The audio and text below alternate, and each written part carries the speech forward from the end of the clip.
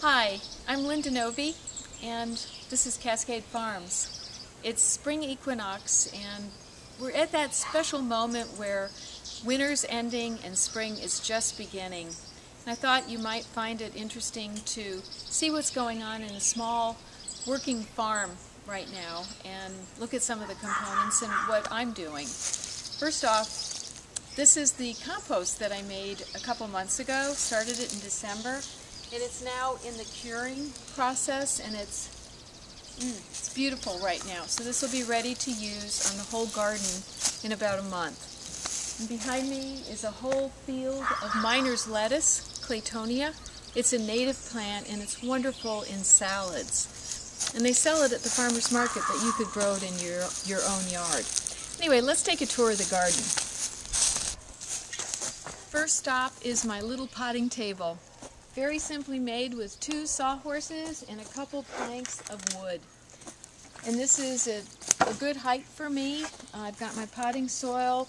I store it in this little plastic cement mixer, and I put that up on the bench, and it's real easy then for me to fill pots up with soil. So it's really important to have a potting station.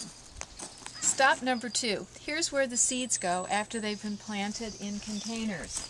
I use old wooden wine boxes, but I'm also using cardboard boxes too. I put 2 together, and by the time these seeds come up and be ready to transplant, the cardboard will be breaking down, but they're good for starting seeds. And here I've got more fava beans and lupin coming up in these pots, and carrots, and lettuce, and then these are a great Italian striped pumpkin that a friend gave me to start. So this closes up at night, and it's completely critter proof, and that's important when you live in the woods like I do. Come on in the garden. So my garden could be considered a food forest, sort of an agroforest perennial food cropping system, if you will. It's got fruit trees, perennial shrubs. Let's go take a closer look. This bed is for the tomatoes. One of my focuses this winter has been to prepare the soil so it beautifully supports a rich and complex food web, all the microorganisms that make for healthy plants. So underneath this straw, I have some great soil here, and it's still cold. It's not ready to be planted in yet. The soil has to warm up. This soil has had a wonderful compost added to it.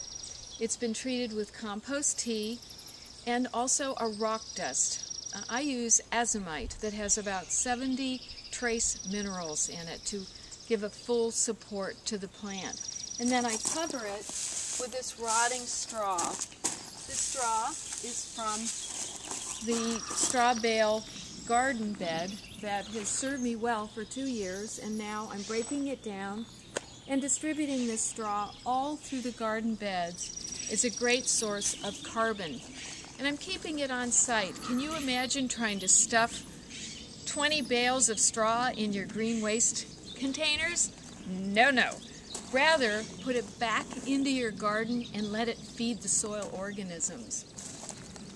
This is sort of the fun ornamental part of my garden.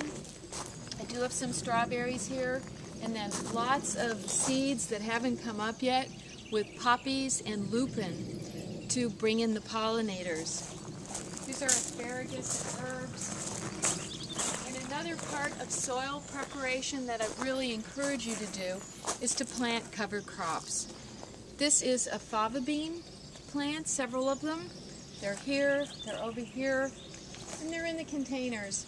And these fix nitrogen from the atmosphere, and then I also would cut the tops up and lay them on the soil for a green manure crop.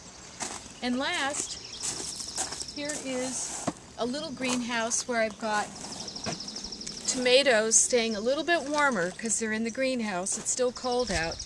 I bought these as 4-inch, but I've upsized them to 1 gallon. This is Cherokee purple tomato, and kind of wiggle it around, get it to get strong. And the last part of my garden, the last component, are my grow benches. And these are where I grow greens all winter long. These just have had greens transplanted into them. And they close up at night, as you can see here, so that they're protected from the critters eating them. So that's a tour of Cascade Farms. It's a real privilege for me to be able to tend the wild parts of my garden, to grow food and eat it so fresh and healthy. If you'd like ideas on how to make your garden more productive and beautiful while being sustainably designed and managed, give me a call or send me an email. Hey, and get your garden on. Bye-bye.